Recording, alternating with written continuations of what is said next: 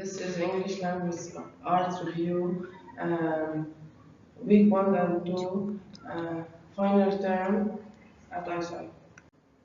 Topics covered for today are reading activity, Tara faces her fear of heights, writing after reading, Rose's move to New York, and a young actor overcomes stage fright, grammar, conditionals, and proofreading. Tara faces her fear of heights. The invitation was extended casually one night after the siblings had finished their evening game. Tara McKelvey hesitated only briefly before the one word she had least expected came out of her mouth. Yes, climbing a mountain in the Sierra Nevadas was a compelling opportunity, one that she could scarcely pass up. Her brother Sean had invited her to ascend Mount Langley in the Sierra Nevadas. Daring activities were hardly unusual for him. He had retired from the Navy several years prior, but never lost his appetite for adventure. Sean had guided rafts down the whitewater rivers of the Pacific Northwest and was unafraid of assuming responsibility for the well-being of half a dozen fellow thrill seekers at a time. His stare down with a mother bear and her cub had become a family legend. He regularly participated in 100-mile bike rides for fun. To Sean, adventure was the only way to develop a genuine appreciation for life. The prospect of scaling a mountain seemed perfectly natural to him. Tara's life up to that point had been an entirely different story. She worked in an office building in the city, occasionally foregoing the elevator for the stairs. This summarized the extent of her climbing experience. Cautious by nature, Tara was also extremely afraid of heights. An alpine vacation involving a hike along faster, spiriting 500-foot drops was an exponentially unusual choice for her, to say the least.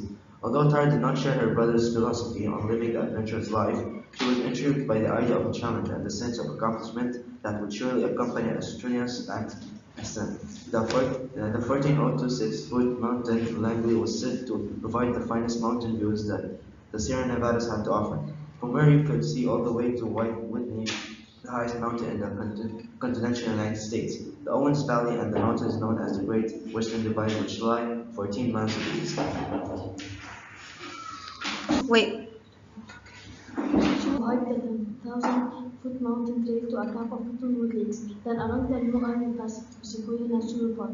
The journey seemed planted to the mountain summit would take approximately 5 days. The time Tara set aside to train for the demanding adventure passing quickly. In only a matter of weeks, she and her brother were on the way, backpacks in tow. The first leg of the journey was a leisurely one. The trail was well defined and maintained, ambling along at only a slight incline and unlit with a compact sand and dirt. The gentle breeze carried the refreshing scents of pine and rosemary. It was not long before the trail opened up into the camp of Cottonwood, and cleared area rimmed with groups, tents, and forest pines.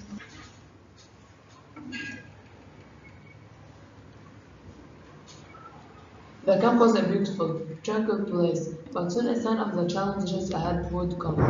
Tara awoke in her tent at 2 a.m. to find her throat thick and sore, a symptom of the one onset of altitude sickness. A few hours later, just before daybreak, the two set off again on the final leg of their journey, hiking along the new iron pass. As they climbed, the air became colder and the terrain more desolate. They scrambled over boulders, zigzagging along the tops of sheer, sparkling granite mountain faces. The climbing was not incredibly difficult, but for Tara, a look down the mountain's steep and troubling slopes was terrifying, particularly where the granite broke loose and crumbled beneath her feet. By the time the final snowfields had come into view, Tara was fatigued and shivering with cold. She could not resist the urge, the urge to look back at the barn she had left, and the view changed her with an old and familiar fear. She was suddenly struck by the realization of where she was, more crushed in complex exhaustion on a boulder 13,500 feet from where their height and had started. Her breathing splashing in her throat, but her brother climbed above hair, a loose stone tumbled from the mountain and disappeared without a sound into the dust and then just below them. Tara turned away from the terrifying view, willing herself to stand up. Breathing deeply, she resumed her steady trudge upward. After what seemed like hours, she joined Sin at the summit. When Tara survived the stunning landscape far below, she was surprised to note that she felt no trace of fear. This time she felt only immense pride and exhilaration at her accomplishment. Okay, after reading this text and taking notes, let's answer questions 1 through 7. Why does Tara agree to climb Mount Langley with Sean? Yes, Selena. Tara wants to face her fears and was intrigued by the idea of a challenging adventure. Okay, so she wants to face her fears and was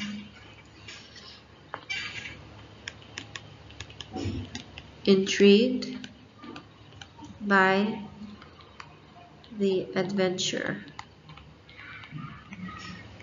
All right. Which detail from the text supports the answer to number 1?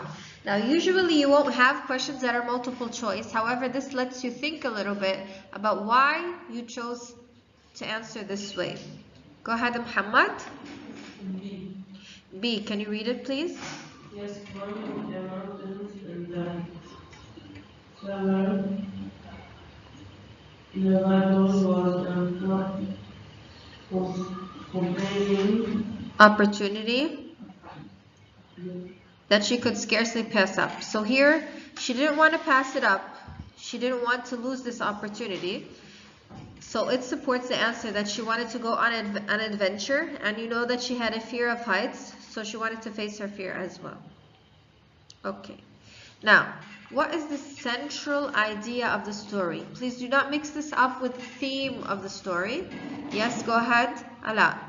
The central idea of the story is that Tara was afraid of heights and she faced her fear by not leaping.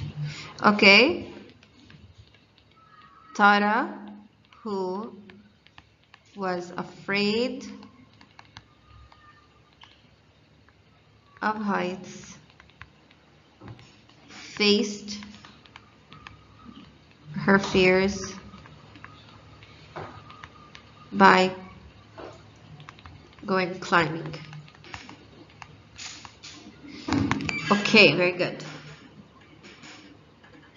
Which key detail helps us to answer this question? Go ahead, Hassan. Tara is extremely afraid of heights. Okay, so this helps reveal the central idea. If we didn't have this detail in the story, this central idea wouldn't be correct. Okay, now what is the key conflict? What is the problem? It's very similar to the central idea, but it focuses on what? Go ahead, Dana. The idea of the story is that Tara is afraid of heights, which prevent her from exciting and Very good. Tara's fear of heights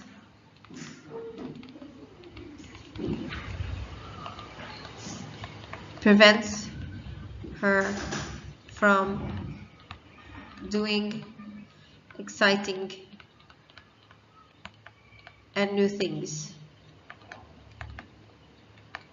that involve heights, of course. Now, I want you to use context clues to tell me the meaning of the word ambling.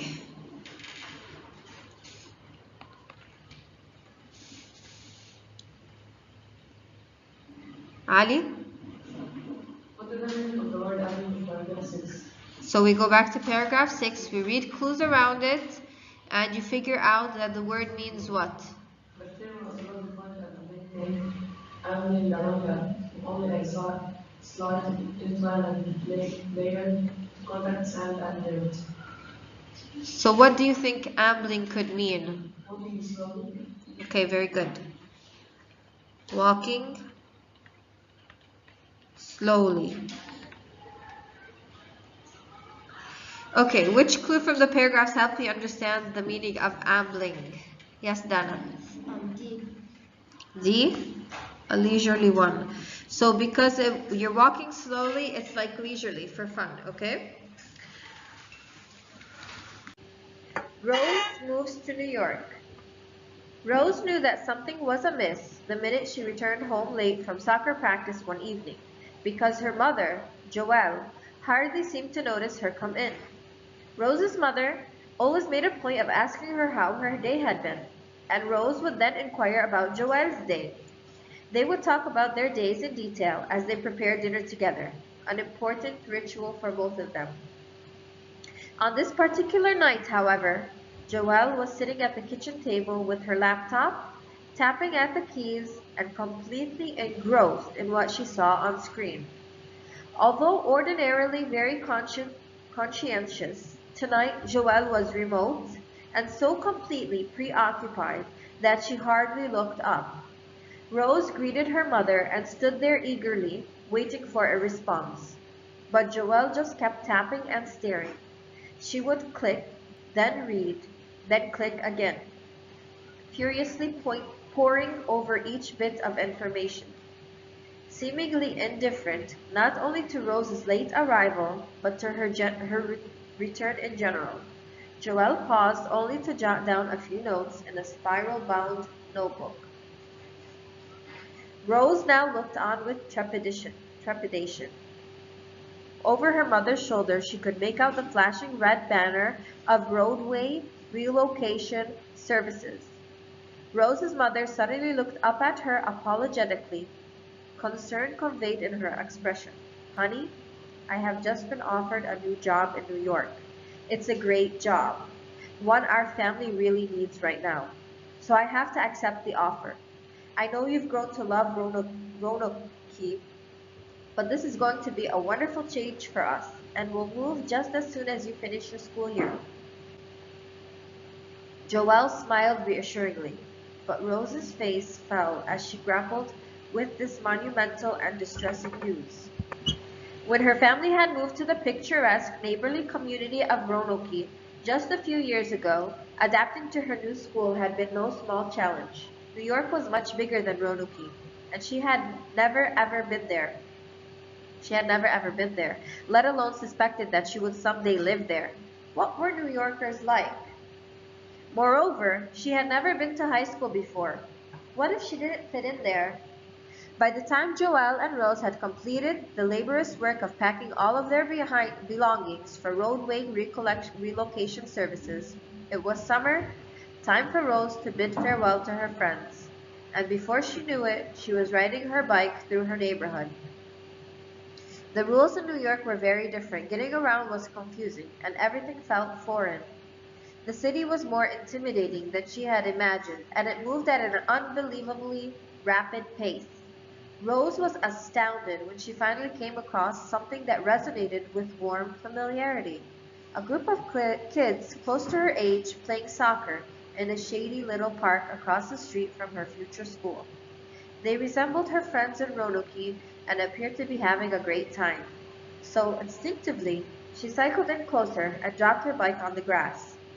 The kids halted their game, glancing over at Rose with hesitation. Panicked, she worried that she must not like her already and wanted to run away. But then, something unanticipated happened. One of the boys stepped forward, smiled, and held out his hand for Rose to shake. "Hi, my name is Gus," he said genially. "What's yours? Do you go to Greenwood?" Gus gestured towards the school across the street. Rose told Gus her name and replied that she would soon be a student at Greenwood. The boy's smile widened as he said, "That's where we go to school too. Rose, this is Katrina, John, Mark, Rocio, Susan, and Frank. We're practicing to try out for junior varsity soccer next year. Do you play? You can be on my team if you want." Rose smiled broadly and nodded her head vigorously. She realized that these kids were not that different from the ones back in Roanoke, and they did not seem at all interested in judging her. So, from that reassuring moment on, Rose knew she would fit into her home just fine. A young actor overcomes stage fright. John felt an all too familiar flutter in his chest as he waited for the producer's harried assistant to summon him into the next room for his audition. He had rolled up the test script in nervousness between his clammy palms, so now the edges of each page were too curled and damp to lay flat in front of him. John ran through his first line over and over in his head. It was the first line that was always the hardest for him, the one most easily forgotten, and on the worst days, all the lines thereafter would crash into one another one by one. In a chain reaction he had to struggle mightily to halt. This was far from John's first audition, and farther still from his first bout of pre-performance jitters. Recalling those first moments of anxiety took him all the way back to his elementary school reading class, which he could still remember as if it had been yesterday. It was his turn to read aloud, which was not particularly unusual by itself. There, amid the classroom's familiar smells of white glue and dry erase markers, the sound of his name being called suddenly startled him for some strange reason, jolting him upright with surprise like the clash of a cymbal. He opened his mouth to form the words he saw on the page, and at first nothing came out. Ordinarily, John loved being the center of attention for those few minutes. He would always read carefully, not too slowly and not too quickly, thinking about the message the words conveyed and reading the sentences with great feeling, as though they were his own. Now, suddenly, he felt exceedingly self-conscious. His focus had suddenly shifted to his classmates' every sound and facial expression. Perhaps he worried. He was not such a good reader after all. Then the unthinkable happened. Instead of a word, through his lips escaped a disconcerting croak, one that sounded as convincing as a bullfrog's. The other students looked at him, confused. John could feel his cheeks grow hot and red and his chin begin to quiver. His mouth was suddenly as dry as the school cafeteria's unpalatable tuna casserole. Trying to shake off these bizarre and awful new sensations, he cleared his throat. A few incomprehensible words made their way out, but that was it. He stopped and looked down at his lap in shock and embarrassment. Mr. Quotes, his teacher, was no help whatsoever. Mr. Quotes studied him sternly, his arms tightly crossed, staring down the length of his long, thin nose at John. "Are you feeling all right, Mr. Franklin? It seems as though you need a drink of water or something." "Someone else read for John. Hurry up now. There's 10 minutes until the bell rings." For some reason, on that otherwise ordinary day of his childhood, unlike any other day before, the thought of reading in front of his classmates terrified John. Interestingly, earlier in that day, he had been feeling especially confident. He remembered that clearly, too. He had bragged to his younger brother at breakfast that being nervous was for babies. Was it? He remembered thinking after that disastrous episode in Mr. Quotes' class. Am I a baby after all? The stage fright John first experienced on that long day ago had never disappeared. In fact, the experience seemed to repeat itself relentlessly after that, in Little League games, high school's driver's ed, and school dances. It was as if he had somehow opened Pandora's box during that reading class. Speaking in front of people was never the same again, though he challenged his stage fright constantly, determined to conquer it. Certain practice would make perfect. Now he was a young actor, just staring out, and along the way he had developed some tricks. At the sound of his name being called, John stood up confidently.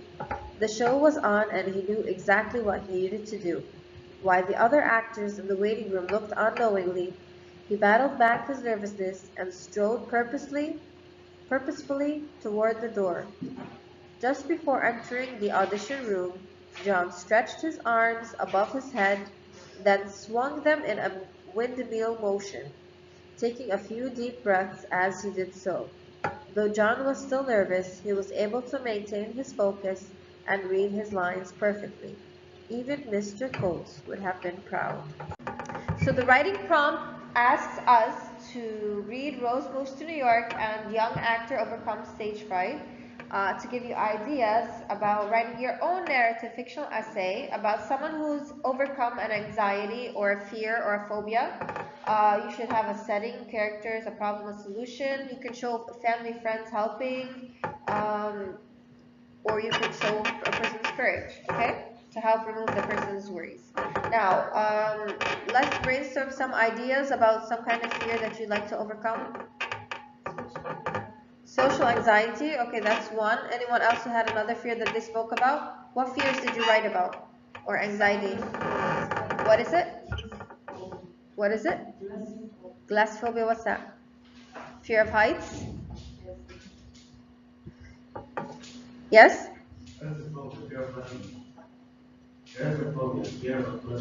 Fear of blushing? Okay. Fear of spiders? So we can write about any of these things? Okay. So which one would you like to choose to focus on? Fear of spiders. Okay, so far we've read about someone who has a fear of what? The first story. Tara's fear of heights. Second story.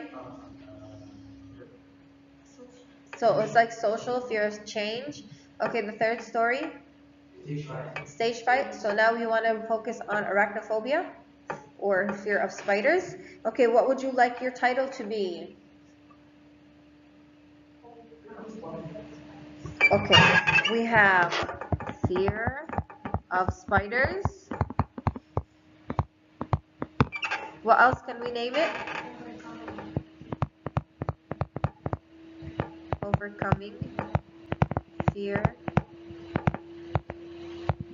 Of course, we must capitalize all the main words except for articles. Overcoming fear of spiders. What else can we name it? What's the technical term? Arachnophobia. Or we can name it arachnophobia. Okay, so what characters do you want in your story? Go ahead, Ali. Tell me the characters you want. Selena. Hamad. Ala. Ali. And Badia. Okay, so those are your characters. You might have, for example, Ali is scared of spiders, and Selena helps him overcome his fear, and Muhammad makes sure that Ali doesn't throw himself off the balcony so that to run away from spiders, because sometimes, remember what we read about phobias? People put themselves in danger and the spider is not as dangerous and they put themselves in further danger. So you can do exaggerations, hyperboles, personifications, metaphors. You can use all those kind of literary devices. What was our latest literary device? Remember? Oxymoron. Okay, did you guys see that post on Dojo about oxymoron? Okay. What would you like the setting of your story to be? You can have in the forest. So your school is going to visit the forest. And okay, so we have a school is taking a visit to the forest. And what time or date or year, month? The time? Time, spring. That's a good time to go visit the forest. Okay. So what's the problem in your story?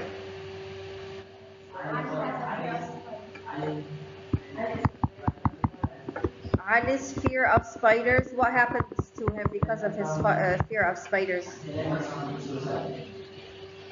Ali's fear of spiders prevents him from what? Prevents means from exciting adventures or trips on school trips. Okay, prevents him from going on school trips. And what's a possible solution? Okay, so all Ali's classmates. What what do they do? Work together to help Ali what? Ali face his fear or overcome his fear. Face his fear of spiders. Okay, and what would the theme be? The theme, the lesson. Okay. What else could the theme be that we can develop the theme as we write? Okay. So with the friend's help, with friends, empathy, we can use the word empathy. That means when you help someone by putting yourself in their place, you can feel with them. By friends, empathy.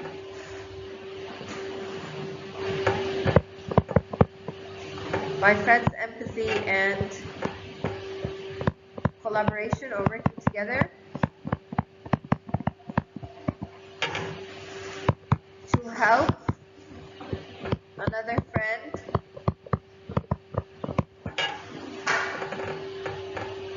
we can say a friend's empathy and collaboration to help another friend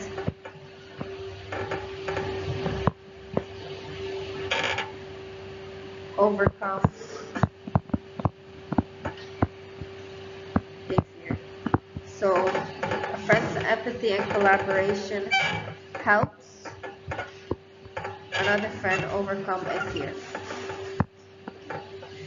Okay. Overcoming social anxiety. It was one very cold morning when Emma hurriedly woke up to her mom's shout. She got dressed and headed to school. As usual, her friends Lily and Anna were waiting for her at the school gate. They headed to class after the bell rang. When it was break time, Lily and Anna looked a bit suspicious. They had very bad news to tell Emma. The two girls approached Emma and told her there was something they needed to tell her. Emma's face turned red thinking about all the things her friends have been whispering about the last few days. Then the biggest fear of her life came crashing to her ear. Her friends were changing schools and that Emma would have to make new friends. Lily and Anna knew that Emma gets really nervous when talking to people. When the day came to an end, Emma rushed home crying. Her mother tried to comforting her, which only made her feel a little bit better. After a few weeks came the day where Emma's friends were gonna leave. She was nervous from the inside but tried to hide it. Before they went, they gave her an advice to never be scared and be braver. Both friends spoke their last words and separated. Weirdly, Emma was able to make friends easily and become popular at the school. She discovered that being shy never led to success and that bravery is key. Beautiful. Thank you. Anyone else would like to share? Okay, let's begin with punctuation for pauses or breaks. We learned about ellipses, which are 3 dots, dashes, and commas in sentences. Now, the first question, who would like to answer? Yes, Dana? He can't throw to hear from Dash. Okay. Nick said just as the ball hit his nose. So we put a dash here because something was suddenly interrupted. The ball hit his nose as he was speaking. So we write dash. Yes, but more appropriately would be a dash since it's something that happened suddenly. Okay? But it's also correct to have an ellipse. Alright, next one. Go ahead. Ala. Okay, so we would here add an ellipse because he wondered. So once you wonder or your thoughts travel, the best appropriate punctuation would be, the more appropriate punctuation would be to have an ellipse. Next one, number 3. Go ahead, Badir. The heroes of the story, who acted truly in spiritual manner, are sailors and explorers. Either 2 commas or 2 ellipses here would be correct. Excuse me, dashes. Number 4, go ahead, Selena. The winner of the ugliest dog contest, a hideous pup named Bilbo, went on to internet fame. So either commas or dashes. Next one. Ali? The geographic cannot fall, or to north, It's quite some distance now, but I'm beautiful. Okay, very good. Alright, now let's do some correct spelling. First, let's circle the words that are spelled wrong, and then we'll correct them on the line below. Who would like to begin? Dana? There was an outrageous circle Okay, so we would circle outrageous charge, and but luckily it was a notable negotiable. circle. Okay, so let's spell it out correctly. Outrageous. Go ahead, spell it out. OUTRAGEOUS. Very good. And we have the rules on what page in our grammar books? So it's on page 256 or 257. Okay, negotiable. Please spell it out loud. NEGOTIABLE. Very good. Okay, who would like to do number 2? Go ahead, Ala. Pay attention to the Placement. of the flowers in the arrangement. All right. So we're missing some what? PLACE. We're missing an E here and an E here as well. Okay, great job. Next one, go ahead. The art on the test is offered, so please be careful. AWFUL CAREFUL. Excellent. Okay, number 4. Go ahead. I will overcome the peaceful feeling at the same time words for was. You see, peaceful bond. Yes, the correct spelling is EVACEFUL. And the words for bond is Okay. REMORSEFUL. Excellent. Okay, Ali. The famous will put the Okay. after one endorsement, but put these After the S, you were the spelling bee winners champion, weren't you? Good job.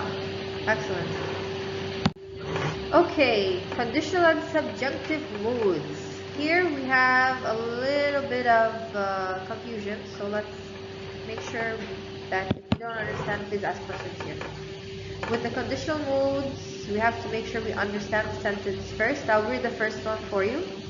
We have to add starch to the costumes, otherwise the dye will run. Otherwise means if we don't add starch to the costumes, the dye will run. So, otherwise means that if you don't do this, this will happen. Now, what we need to do in the conditionals here, according to what you will need for next year, is add negate the sentence, meaning you have to make it in the negative form if it's positive and the positive form if it's negative. Can someone try this one? You have to ask that to the question that you want to learn from. If you don't Okay, so if you don't, and we should use the present tense since the present tense is used here. If you don't add, remember, if you don't follow the same tenses, you will be changing the meaning of the sentence. So be careful to use try to use the same tense. If you don't add starch, comma, the dye will run. Now, Selena said if you didn't add starch to the costume, the dye would run. It's also correct. Number 2, go ahead, Dana. you should not to avoid what's going on, so the audience can see on you. Now with here, the word so should be removed completely because we are adding the conditional if. Okay? Go ahead. If you want the audience to see on you, you should not avoid what's going on. So if you want the audience to see your face, you should not apply too much makeup. Okay. Alright, number 3. Who would like to do this one? Ala, go ahead.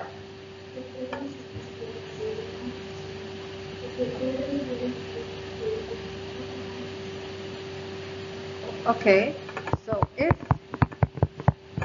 your parents were here, they would want to see you. Now, as Ala said, she said if your parents were not here, they wouldn't want to see you would also be correct to say. However, this is the more appropriate answer for this sentence. Okay, let's go to the subjunctive mood. Here I asked you to use what word? Would. Okay. Go ahead, Selena.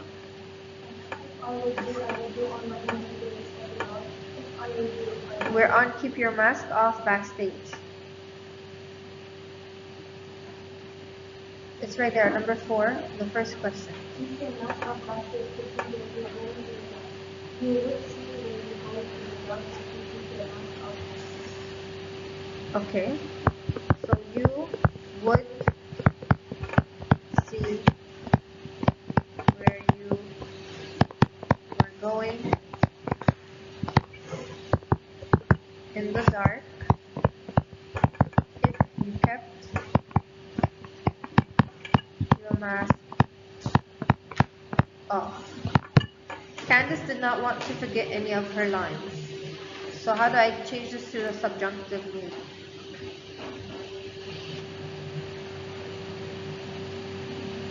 Yes.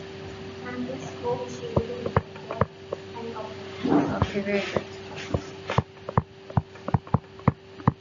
Candice hoped she wouldn't forget her lines. Correct. Okay, let's look at verb, voice, and mood. You have to make sure that the verb, voice, and mood in each sentence is consistent, and there's an inappropriate shift in each. Go ahead, Dana. If I were you, would very hard. If I were you, would do.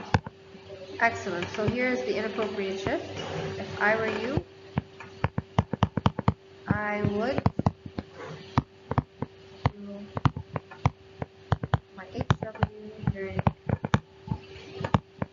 study hall. Next one. Kadir, give me a right to practice, and then can you pick me up when I'm done? Okay, so here we have a question, and either we make it all in interrogative form where we put it in a question, or we make it all into a demand where you're asking the person, not even asking, you're telling them.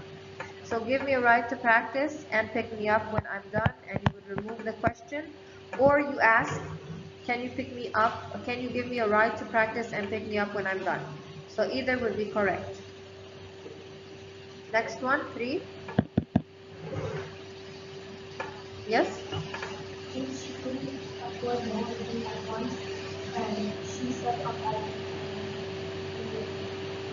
Okay, since she couldn't afford the whole thing at once, a layaway was set up. This is in the what form? Active or passive? She couldn't afford the whole thing at once. Active or passive? Active. Because she is the one that cannot afford.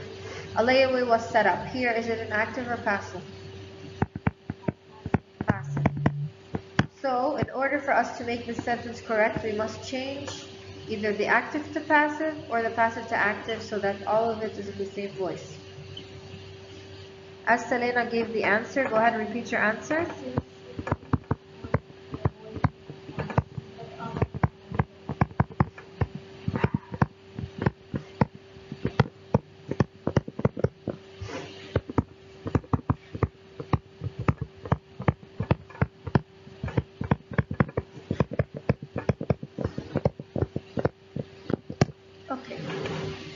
Sort the toys and then you should put them in the right bins. Yes, Dana. Sort the toys.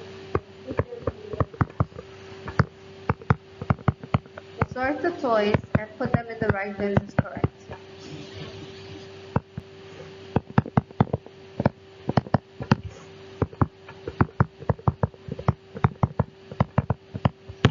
The cable company was called and Amelia left them a message. Here we have what voice? We have past. Here we have what voice? Active. So we must change them to the appropriate voice. Yes.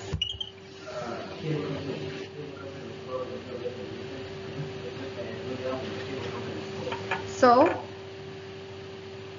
the cable company was called and Amelia left them a message. We can say Amelia left a message for the cable company, or you can say and it's better to say Amelia called the cable company and left them a message. Also correct. Excellent.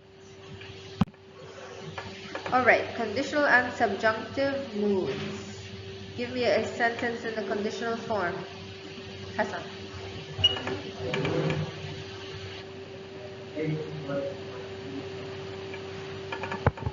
I would play football if my leg weren't broken.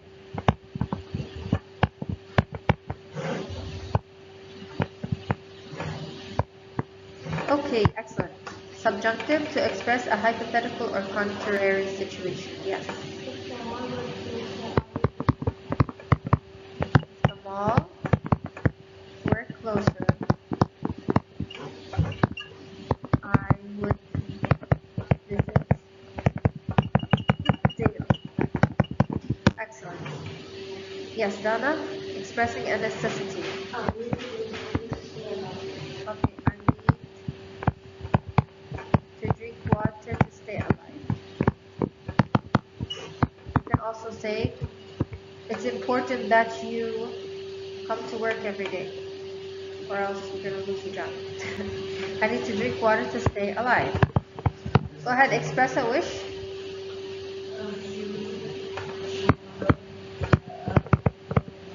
She wishes she were at the football match. Ali wishes he could be sleeping now.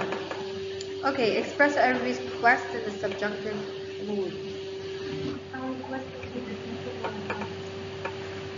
Or you can say, please be careful while driving. Okay, very good, excellent. Be safe and enjoy your spring break. Make sure you complete the spring break packet. I will distribute it today, so you can write in your agendas that it's due back on Monday the 24th.